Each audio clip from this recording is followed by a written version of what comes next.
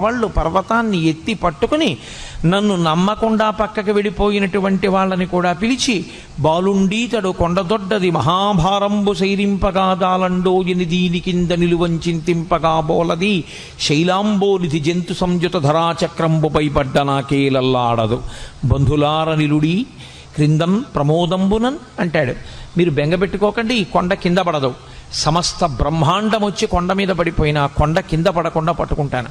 కాబట్టి రండి రండి అని నమ్మకం లేని వాళ్ళని కూడా పిలిచి కొండ కింద నిలబెట్టి 7 రాత్రులు 7 పగళ్ళు మనుష్యులను, ఆవులను, దూడలను కాసినటువంటి కారణం చేత, కాపాడిన కారణం చేత పరమేశ్వరుడు సంపాదించుకున్నటువంటి నామము గోవిందనామము కాదు. గోవింద అంటే భూమిని కాపాడేవాడు, గోవింద అంటే వాక్కులకు అధిపతి అయినవాడు, గోవింద అంటే వాక్కును విస్తరించగలిగినటువంటి వాడు.